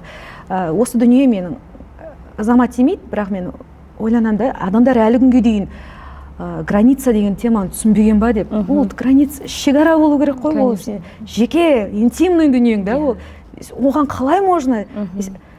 Сол адамдарға мен қазір жеткізгім келеді, егер қарасам. Кез келген әйел адам, ол заложено біздің миымызда табиғатпен. Кез келген әйел адам тұрмысқа шығып бақытты болғысы келеді. Ол факт. Ол ауызбен айту мүмкін, деп. Жоқ, олай емес, ол факт, сен ішінде инстинкт бар. Өмір жалғастыру деген Алла тағала берген. Ол инстинкт кетпейді ешқайда. В глубине души кез келген адам сүйіктісімен сүйікті болғысы келеді. Ол мүмкін ер адам болмайтын шығар, ер адамда. Қазір ер адамдарда, жоқ, негізі қазір ер адамдарда да көп. Ұзақ жүреді. Жоқ, жаңағы инстинкт оларда жоқ шығар деймін, бірақ әйелде болады. Сондықтан да онсыз да соны мәселені ойлап жүрген адамға бүйтіп шұқып сұрақ қою, ол білмеймін, значит, ол до того бақытсыз адам өзі. Өзі сондай бақытсыз, басқаның бақытсыздығына бүйтіп нұқи береді, чтобы ему тоже было больно. Мен білмеймін, әртүрлі причина болуы мүмкін. Біреу аңдамай, просто ойланбай сұрауы мүмкін. Бірақ ондай границаны бұзуға болмайды деп ойлаймын. Ол жанашырлықпен ауыстыр, ол жанашырлық емес. Мен жақсы болсын деп. Туыстар бар, айта берейік, сол айтқанның арқасында ертең сен шығып кетесің. Ол давление деп аталады. Айта берейік деген, ол психологиялық давление. Кейбір қыздар сол давлениеге шыдамайды шынында да. Әркім әртүрлі ғой психологиясы. Болды енді осы сөздерден болды, қашайыншы дейді да, көрінгенге шығып кете береді. Мүмкін оның да плюсы бар шығар, бәлкім, білмеймін. Әр адамның өзін таңдауы өзінде. Мысалы, мен оңтүстіктің қызы болсам да, сол давлениеге қарсы тұрып келе жатқан адамдардың бірімін. Түсінем, егер осы уақытқа дейін табылса, мен шығып кетер едім. Мен табылмай жатқанына мен кінәлі емеспін. Мен де осыны айтқым келеді. Ол қыздар, мен айтым да. Қазір енді актуалды тема болғаннан кейін саған айтып жатыр, және көріп отырған көрермендерге ой салсақ екен деген. Өйткені қазір кез келген ортада осындай әңгіме міндетті түрде қозғалады. Тіпті мен үнемі айтамын ғой, мен өзім құрбыларыма ешқашан айтпаппын, сұрамаппын да. Қашан, давай деп ше, өйткені шынымен миыма кіріп шықпайды. Ол әр адамның өзінің таңдау, және мен сол сұрап жатқан адамдарға да айтам, ол сол қалағаннан олай болып жатқан жоқ, пока что әлі уақыт келген жоқ деген сияқты нәрсе ғой. Соны түсінсе екен дейсің, бұл көбіне енді үлкен кісілер ғой, ол жағы түсінбей жататын. Және де мысалы, жаңағыдай, мен өзім сияқты қыздарға айтарым, жаңағыдай сұрақтарда, мысалы, өзіңнің состояниеңе қара, сен ызаң келе ма, келмей ма, жаңағы өзіңнің соның арқасында өзіңнің жауабыңды тауып алуға тырыс. Оны қолдан, жаңағы давлениені қолдануға болады. Жақсы, өзіңе жақсы жағына. Өз жауабыңды тауып ал ішіңдегі, неге сені ызаландырады, яғни ар жағында бір себеп бар, бір оқиға болуы мүмкін деген сынды. Соны тауып ал, шығар, проработай, жеңілдеп қаласың. Одан кейін айтқым келетіні, мысалы, сырттан келіп жатқан бір сигнал, тездет деген сигнал деп қабылда. Мысалы, шында да ойлану керек. Мысалы, мен де ойланам, неге менде отношения әлі күнге дұрыс жөнде болмады, ол неге үйлену тойына ұласпады деген сұрақтарға мен де ойландым. Психологияда да оны іздедім. Әлі күнге дейін ол теманы жауап келе жатырмын, жұмыс жасап. Енді көп мәселе сенің ата-анаңның қарым-қатынасынан туады. Мен қазір бұл видеоны көріп отырған анама да, әкеме де ешқандай да жасағым келмейді, көңілдеріне тигім келмейді. Олардың опыты, мен оларды құрметтеймін, солардың табысқанның арқасында мен қазір осы жерде отырмын. Олар маған осындай өмірді сыйға тартқандары мен үшін ең керемет сыйлық. Дәл сол екі ата-анадан осындай болып туғаныма мен шексіз бақыттымын, шын жүректен қазір. Екеуін де бірдей жақсы көрем. Бірақ олардың жаңағыдай отношениялары менің психологияма чуть-чуть басқаша не қалдырды, із қалдырды. Мысалы, отношениядан қорқу, олай болмау үшін қашу, үйленуден қорқу деген сынды, солай сияқты болып кете ма деген сынды менде дүниелер болғандықтан мен қашқанмын. Қазір уже түсінемін, жоқ, олай істемін. Мен бөлек адаммын, мен мама емеспін. Сен соны түсінгенің? Мен түсіндім, мен бөлек адам. Не обязательно қыз баласы әкесіне қарай таңдайды деген сөзден де қорқатынмын. Менде супругам, өмірлік жарым сондай қателіктер жасайтын бола ма сонда деген сынды қорқыныш болды. Қалай? Установкалар. Жоқ, ондай емес екен. Жоқ, ол сенің жаңағыдай. Егер менің ішіндегі алдындағы бойларым актуальны болып тұрса, мен онымен жұмыс жасамасам, бәлкім мен сондай адам тартып алар едім. Мен қазір оны түсініп алдым ғой. Түсініп алдым. Пандорамды ашып алдым. Мен қазір түсіндім. Жоқ, мен таңдау жасай алады екенмін. Мен ондай ер адамдарды тартпаудың жолын білем өзіме. Мен дұрыс ер адамды таңдай аламын қазір. Оған, ондай дұрыс ер адам таңдауға менің ішкі күшім, ресурсым жетеді. То есть мен травмалардан әрекет етпеймін, мен осознанный таңдаудан, сезімнен әрекет ете аламын дәл қазір.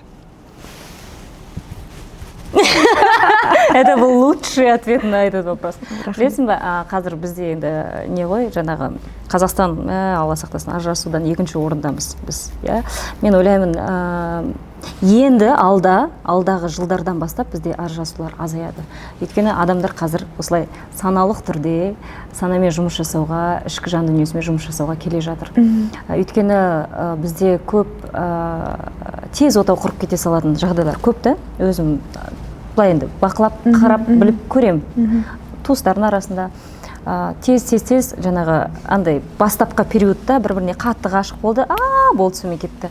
Бірақ білім, жаңағы әр адам өзі тұлға ретінде өзін түсінбей жатып, екі жарты бүтін қосылғанда бір бүтін деген ол қате екенін түсіндім. Өйткені әр адам өзі бүтін болып, өзімен бақытты болған кезде ғана отбасылық өмірде екеуі бақытты болады. Бізде қазіргі проблема сол деп ойлаймын да. Біз осылай қара, әрбір өзіміздің проблемамызды шеше алмай жатып, жыртығымызды жамай алмай жатып, жанымыздың біреуден бақыт іздеп кетеміз да. Сол бақытты іздеймін деп, сосын ожидать етесің, ол адам саған бақыт береді деп. Оны күтесің, что-то бақыт бермей жатыр, потом задний бере бастайсың. Солай көп отношениялар солай кетіп жатыр деп ойлаймын. Сосын ожидание ғой жаңағы. Ожидание. Көп еркек андай болу керек, ер адам мұндай болу керек. Ол да үлкен қате екен. Негізі тіпті білесің бе, ер адам саған еш нәрсеге міндеттемес деген нәрсені соңғы кездері шынымен мені ойландырды ғой. Бізде білмеймін, неге мида ондай установка, еркек, он должен мне вот это, ты должен это. Ешкімге міндеттемес дейді өмірде. Егер сен біреуді міндеттесең, сен маған міндеттісің десең, сені Құдай міндетті қылып қояды. Сен де біреуге міндетті боласың дейді. Міндетті түрде. Балаң саған міндетті түрде сен міндетті сияқты ситуациялар табылады. болмаса жұмысыңда сондай ситуациялар табылады деген сияқты ғой. Егер басыңда сондай ситуациялар болып жатса, қара дейді да, сен кімді міндеттеп қойдың. Сол сияқты ғой. Сол үшін бізде отбасылық жаңағы айтып жатады ғой, институт, білім өте аз болғандықтан сондай ситуациялар көп болатын шығар. Оған да алып психология көмектеседі. Иә, конечно, әрине. Бұл жаңа міндеттеме дегенің біздің профессиямызға да әсер етуі мүмкін. Мысалы, театрға келіп, режиссер мені байқауға міндетті. Режиссер маған рөл беруге міндетті. Мені халық тануға міндетті. Халыққа да артып қоямыз. Бүгін залда халық аз, зал толып тұруға міндетті деген миымызда болады. Подписчиктер, менде 10 мың, 100 мың подписчик болуға міндетті. Маған жазылуға олар міндетті. Маған комментарий жазуға міндетті. Кете береді. Бұның барлығы бағанағы ішкі жаңағы әр адамның бойынан.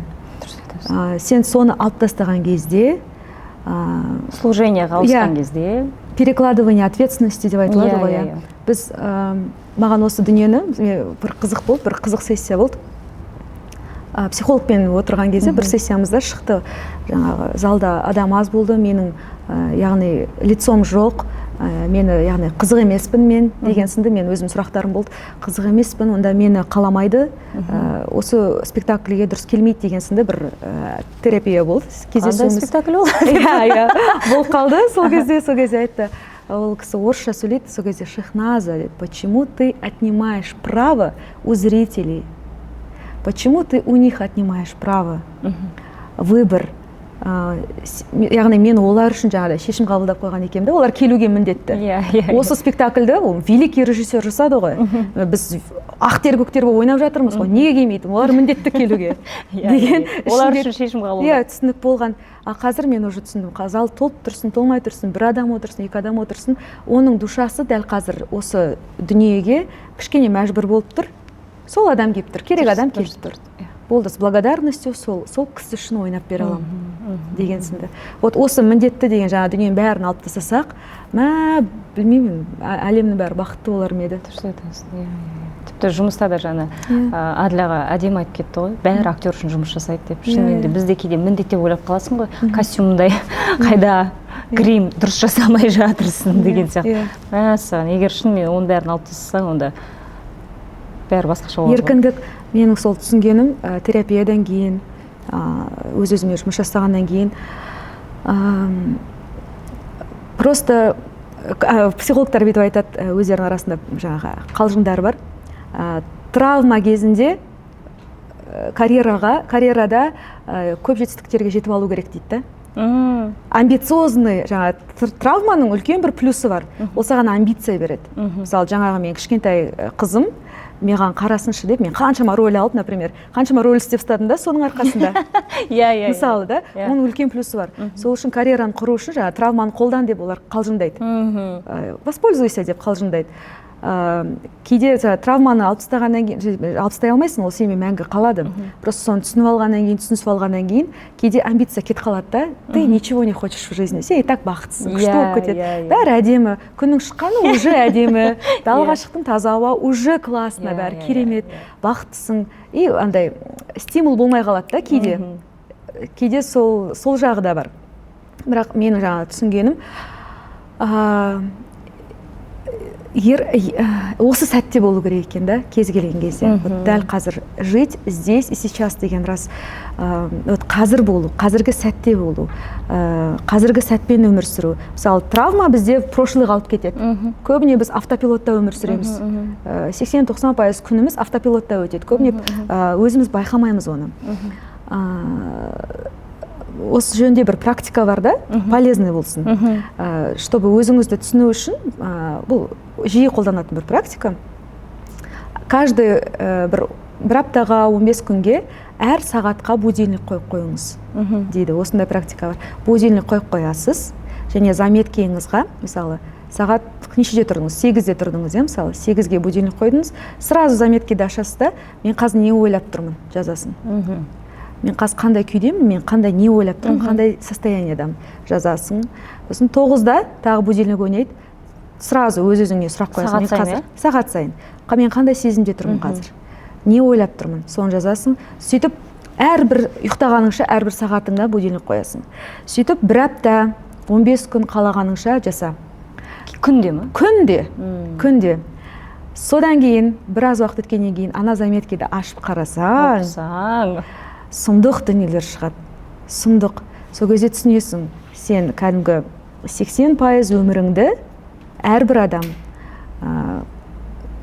қазір емес, кішкене миында өмір сүреді. Ал өмір қазір болып жатыр. Бақыт тек қазіргі сәтте. Счастье только қазіргі сәтте ғана болуы мүмкін. Мен сол түсінгенім осы, барынша қазіргі сәтте өмір сүру. В потоке деген сол да. В потоке өмір сүру, тазалықта, барынша тазалықта өмір сүре білу, ол ең қиын жұмыс. Өте қиын жұмыс. Өйткені ой жүйрік қой алып кетеді. Мен түсіндім, намазда, медитацияда бізді қазіргі сәтке алып келуге ғана көмектеседі. 5 уақыт оқы дегенде содан. Алла тағаланың. Айтты, Алла тағала 5 уақыт емес, 70 қанша уақыт негізі неғыған оқысын деген. Вот сол, чтобы человек был, умел быть в каждой минуте, секунде. Человек остановился, на миг. Әр сәтте бола білуге көмектессін деп. Вот сол ғой, салауат та бәрі де мысалы айту үшін, зікір айту үшін, ол өзіңнің осы рухыңмен байлансын ғой. Соны байланыстыра білу үшін. Вот психологтардың сөзінде ол жить здесь и сейчас деп аталады. Медитацияда вот 3-3 глазға көзіңді сал дегені сол, тоже быть здесь и сейчас. Просто өмірдің мәні осы, быть здесь и сейчас, действовать здесь и сейчас. Болды. Сұмдық. Керемет. Не деген подкаст болып жатыр, достар.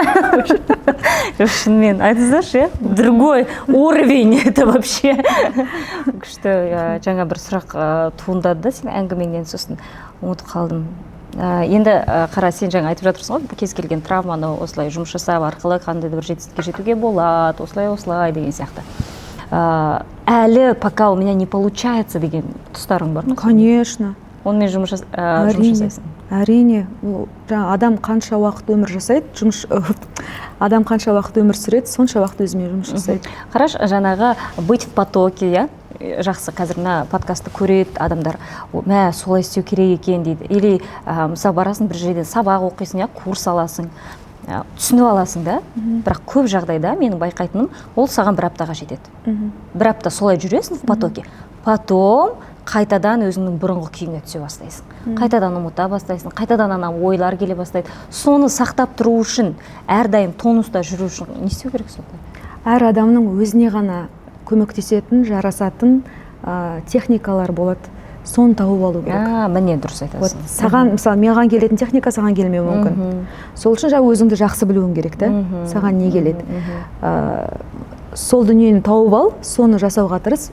Ол басында күшпен болады, кез келген дүние дисциплина миыңда қалыптасу үшін басында күшпен жасайсың ғой. Кейіннен, мысалы, 21 күннен кейін ол өз-өзінен әдетке айналып кетеді. Мысалы, біз ешқашан түс жууды ұмытпаймыз, ешқашан тамақ, шай ішуді ұмытпаймыз ғой. Бізге ол өмірлік қажеттілік. Дәл сол сынды ол сенің өмірлік қажеттілігің екенін түсініп алу керексің де. Соны, сол практиканы ең құрғанда күнде орындап отыруға тырысу қажет. Хотя бы күн арада. Жоқ, күнде орындасаң результат. Мысалы, мен күнде азанда тұрғанда жаңа дневник толтыруға тырысамын. Қазір және кешке жатқанда. Сонда ең құрғанда сондай дневник сатып ал. Қазір көп қой, түрі көп. Жатқанда, тұрғанда жасайсың. Мен қазір көзімді аша салып күнде аффирмация айтамын. Ойлашы, Назерке, сен мен білесің. Назерке аффирмация айту деген уже болды деген сөз. Мен бұрын андай қалай айтады ондай адамдарды? Скептический. Да, мен мүлдем скептик. Скептик болдым ғой, бірақ Құдай сол нәрсені бұзып, маған, өзімнің жаныммен көп жұмыс жасау үшін де маған неше түрлі ситуация жіберді. Өйткені мне надо было расти духовно. Мен оны түсіндім, қабылдадым, және оны жай ғана жасамаймын, толық өзімнің ниетіммен жасаймын. Көзімді аша салғанда, мысалы, күніңді қалай бастайсың, аузыңнан шыққан сөз сиқырлы деп айтады ғой, бізде дінде де бар. Мысалы, сондай өзіме әдет таптым. Күшті екен. Кейде тіпті телефоныма, экранға жазып қойдым ше, айтатын сөздерді, мысалы, қандай да бір сүре, бір нәрсе болсын, маған керек зікір болсын, сосын бәрібір сен көзіңді ашқанда телефон сағатын қарайсың ғой, қараймын да лайфхак болсын дейді. Қараған кезде анау жазылып тұрады, соны оқи саламын мысалға. Күшті лайфхак екен. Күшті тауып. Өйткені мен қатты реалистпін өмірде, сен білесің. Мен андай күннің шығуы, далада келе жатып, вау, бүгін погода күшті демейтін адаммын. Өкінішке орай, білмеймін не екен. Соңғы кездер бірақ соған үйреніп жатырмын. Міндетті түрде үйретеді екен ғой Құдай. Әртүрлі жағдай жібереді басыңа, сен содан бірақ сабақ алуың керексің. Одан алмасаң басқаша келеді сабақ.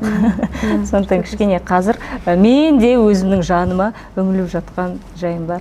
Мен айтайын ба, жалпы егер де мысалы мен сияқты бір андай кішкене атлетивші деп адамдар болатын болса, актерлардың арасында міндетті түрде болады. Олар міндетті түрде қазір өзгеріс болып жатқан сезеді. Қазір мысалы 25-26-тан бастап еш нәрсе бұрынғыдай емес. Ештеңе бұрынғыдай емес. Көп дүние кәдімгі басқа уровеньге өтті. Ғылымның тілінде мысалы қазір 3D измерение емес, 4D измерение деп айтады адамдар. Қазір андай материалдық қана дүние емес, сонымен қатар міндетті түрде духовный дүниені қаттырақ сезеді жаңағыдай. Ол ғылымда да айтылып жатқан дүние. Бәрі өзгеріп жатыр. Бәрі өзгеріп жатыр. Сондықтан да сол жерде сен қазір сол потокпен кетіп қалып өзгермесең, қалып қалуың мүмкін. Игнорировать етпей, қазір соны жұмыс жасап бастау керек.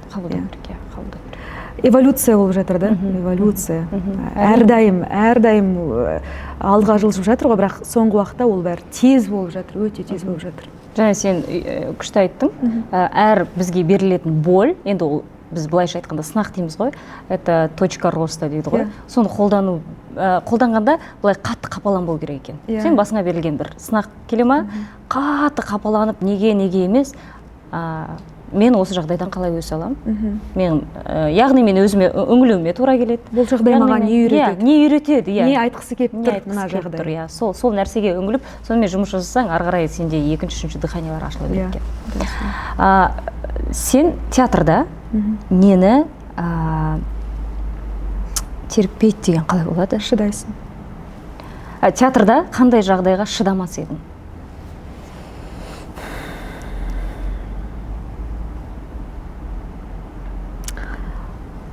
Жалпылама ма? Өзіңе қатысты. Мысалға, что ты не можешь терпеть в жизни и в театре сейчас? Шыдамай жүрсің ба? Что ты не смогла бы терпеть, понимаешь? В театре. Әріптестерімнің арасында сыйластық болмаса, мен шыдай алмас едім. Ол Аллаға шүкір бізде бар. Егер ол болмаса, бәлкім мен мұнда жұмыс жасамас едім. Саған өте үлкен маңыздылығы бар. Өте қатты маңызды. Сыйластық, бір толқында болу, шын түсіністік. Мен үшін ол өте маңызды. Мықты. Қазір Шахназа театр сахнасында нені армандайды? Қазіргі емес, кішкене ұмыт қалған арманымды. Мен бағана айтқанымдай, қазір кішкене білім беру жағына көбірек ауып кеттім де, бірақ жүрегімнің түкпірінде баяғыда сендерге де оқып жүргенде айтушы едім ғой, үлкен бір қазақ мюзиклы болса, әлемдік деңгейдегі Моцарт сынды алып жүретін Реквием Моцарт, олар қалай жасадым. Сол сынды бір әлемдік деңгейдегі үлкен қазақ мюзиклы болып, сол жерде рөл ойнап, бәлкім соны туына атсалысып, және соны бүкіл Европа, бүкіл жаңағы Америкаң бар ма, соның бәріне жоғарғы деңгейдегі сахналарда көрсетіп ойнасам ғой деген арман. Күшті. Ол менде баяғыдан бар ішімде. Сен үнемі айтасың, Әбутәліптің де арманы сол. Үнемі айтады, Хью Джекман сияқты мюзикл жасауым келеді деп. Сондықтан біріксеңдерші, көмектесеміз. Рахмет Шайхан, 2 сағат ұшып кеткен. Өлеш, қандай танымды подкаст болды. Өте, оператор қайта маған бүйтіп отыр ғой, ермек. Қойшы. Шынымен мен өзімде мысалға тыңдап отырып, көп сабақ аласың ше, әр келген қонақтан. Сенікі бүгін мүлдем басқа бір деңгей болды бізде. Өнерге қалай келдің, не істеп жүрсің емес. Өйткені қазір шынымен заман, қазір осы соңғы жылдар адамның үңілуі, тереңдік қатты актуальны болып жатыр. Шынымен де жан тәнімен дұрыс жұмыс жасай алған адам алысқа шабады ғой. Иә. Таңдау өзімізде. Иә. Және де қазір сен үнемі айтасың, актерлар әлеуметтік желіде өте белсенді болу керек. Ол өмірдің заңдылығы деген сияқты. Көп актерлардан андай бар ғой, мен ол арзан дүние, жүрем ба мен видео түсіріп. Мен ойлаймын, оның заманы кетті қазір. Өйткені қазір біз өзімізді тек сол жерде сата аламыз. Әрине, әділ аға айтпақшы, кез келген дүниенің ортасы болу керек. Шеттен шығып кетпеу керек, мүлдем қалып кетпеу керек, ортасы болу керек. Айналып келіп ол қалауға байланысты. Егер сен оны қаласаң, жасасаң, күшті, керемет, ол бір құрал. Құрал ретінде қолдана алсаң өз пайдаңа, ол керемет. Егер қаламасаң, жүре бер бақытты болып. Дұрыс айтасың. Мысалы, шынында да ол барлық актерға керек емес. Мысалы, амбициозный, киноға түскім келеді, бірақ жолын таба алмай жүрмін, кастингтерден жаңа өте алмай жүрмін деген актерлар болатын болса, ол проверенный мықты құрал. Мықты құрал. Қазір контенттің заманы. Әрі қарай заман қалай болатынын білмейсің ғой, бірақ дәл қазір ол актуальны болып тұр. Яғни заман талабына сай, жай ғана қолдан, оның нәтижесі міндетті түрде болады. Және оны ұтымды қолдансаң, қазір қазақ актерларының арасында өте аз. Өте сапалы, жақсы контент жасап жүрген өте аз. Мысалы, мен айтып отырмын, мысалы, бірақ менің парақшамды да ашып қарасаңдар, менің үйрететін дүниелерімді даже мен өзім істемеймін негізі. Өзім істемеймін. Мен көбіне бағытымды жаңағы парақшамның өзін упаковать еткенімнің барлығы жаңағы наставничествоға арналған көбіне, және театрға арналған, театрдағы рөлдеріме арналған. Бірақ, мысалы, мен актер болсам, енді бастап жүрген актер болсам, мен шапка профилінен бастап, актуальныйларды және үш закрепленныйларды, мысалы, біріншісіне оны негізі сабақта үйрететін едім, мысалы. Қазір бәрін айтып қояйын деп тұрмын. Бірақ соған қатты аса мән беретін едім де, және өте сапалы игровой рилстар түсіретін едім. Өте сапалы, жақсы игровой рилстар түсіретін едім. Бірақ оған дейін бір маңызды дүние бар. Әр актер өзінің амплуасын түсініп қабылдай білу керек. Дұрыс айтасыз. Оны бізге өкінішке орай үйретпейді. Және де кастинг директорларда тек өз пайдаларына ойлайды. Дұрыс қой, енді әр адам өз пайдасын ойлайды. Өз пайдасына сай актерді бір ғана амплуаға сала береді де. Сол жолға түсіп кетпес үшін, сол жолдан жақсы шыға білу үшін де, мысалы, рилстардың арасында сенің басқа да рөлдерді ойнай алатыныңды көрсетіп қою керек те. Ол үшін де күшті контенттер түсіруге болады.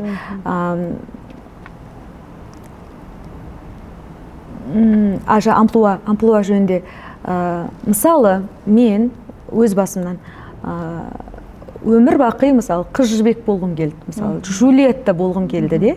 Мен сол үшін де жаңа арпалыстым ағаймен, Джульетта, Ромео Джульетта кезінде. Неге маған Джульеттаны бермейді? Ойнашы досым. Жоқ. Қасыға аяқтайын да. Сол кезде ренжідім да. Мен мені жастығымнан кетіп бара жатырмын. Мен ешқашан сонда героинен ойнамай өтем бе? Актриса ретінде.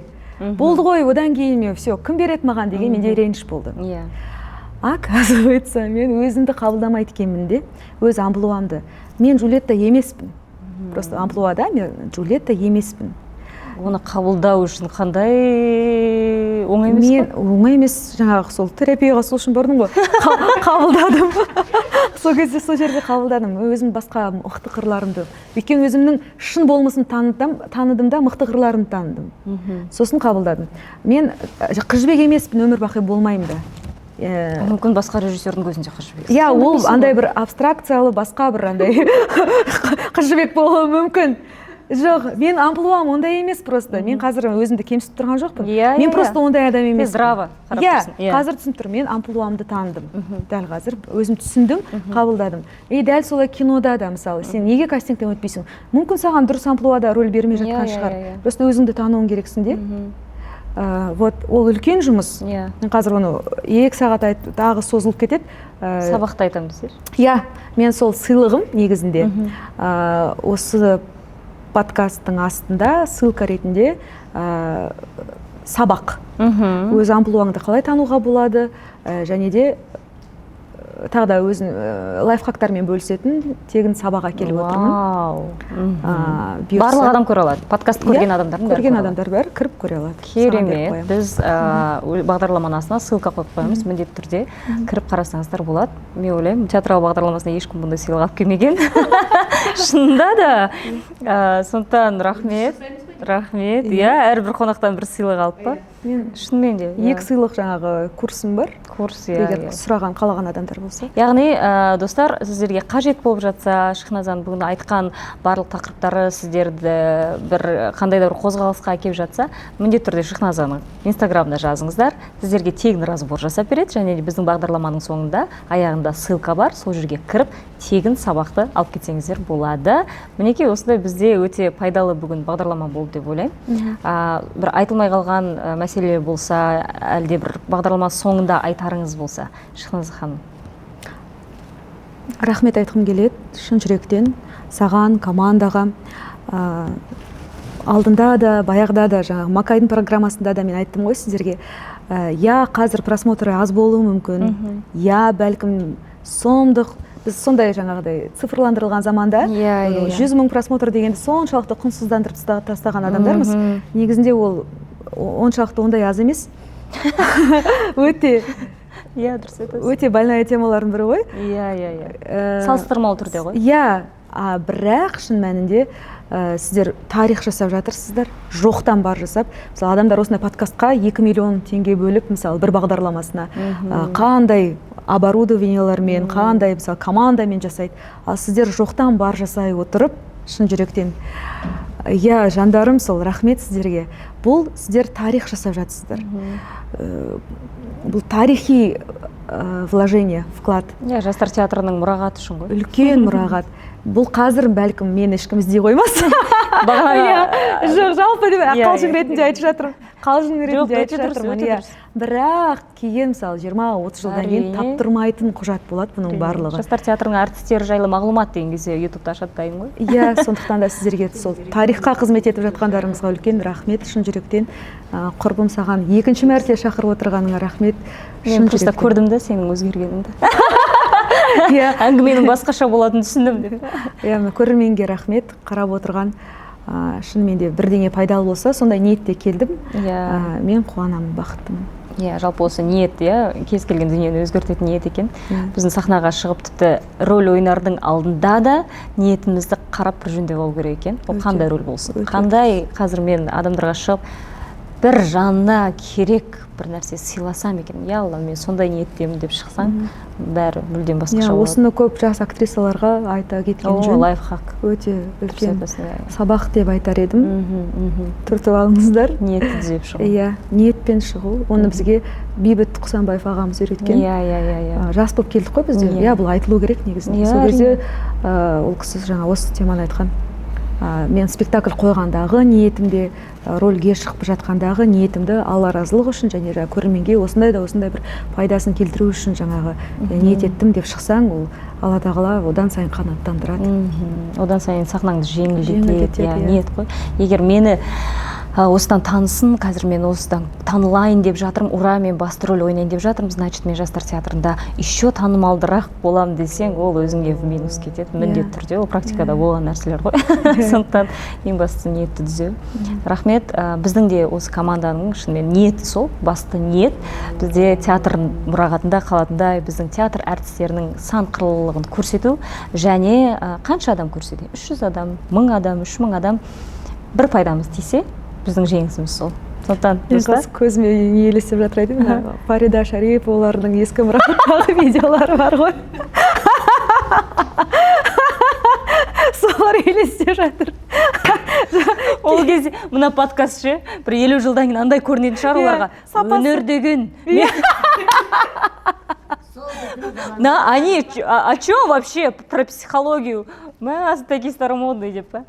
Сондай болып тұрады. Әр заман. Бірақ неге Фарида апаларымыздың сол кезде берген интервьюлары әлі актуальны ғой? Мысалға кейбір сөздері қазір тыңдап қалсаң, мәссаған дейсің да? Жоқ, бұйырсын сондай деймін. Алла қаласа.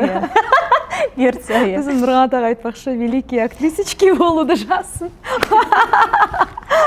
біз соны айтшы, біз Нұрғат аға бізге қатты ашуланған кезде мен, Шихназ, Налка сол енді ана ұрысқан кезінде айтатын сөзі ғой, біз тиісіп шалымызға деп, великие актрисочки. Где ваши великие? Ана кешіп қалып атасыз.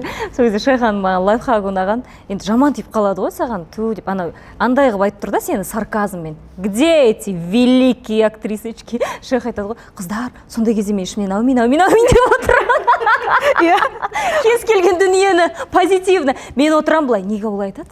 Біз жүрміз ғой. Как всегда ше, я же реалист сразу ана сөзіне анализ жасап, неге ол отырады, аумин деп отыр. Психологиядан кейін ғой ол, басында мен де шынданатынмын. Кейін соны Нұрғат аға айтып берді ғой, Нұрғат аға білесіз ба, мен оны бата қылып қабылдаймын ғой, ішінен аумин десе күледі. Алла берді, сол күнге жетейік, бастысы халыққа пайдамыз десе ол. Сол үшін ғой, халық болмаса біздің жұмысымыздың құны да жоқ, мәні де жоқ. Рахмет, құрметті көрермендер, бізбен болғандарыңызға рахмет. Ұнап жатса лайк басыңыздар, пікір жазыңыздар, бәрін оқимыз.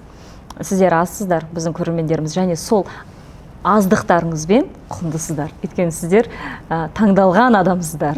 Біз көпке жайып жатқан жоқпыз бұл подкастты. Бұл үлкен кеңістікте жүрген подкасттар емес. Сондықтан да құндырақ деп ойлаймын. Рахмет.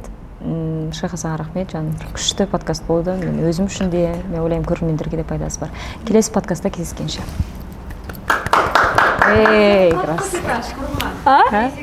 Қойшы қайда? Таңшолпан сияқты бір кәде өнер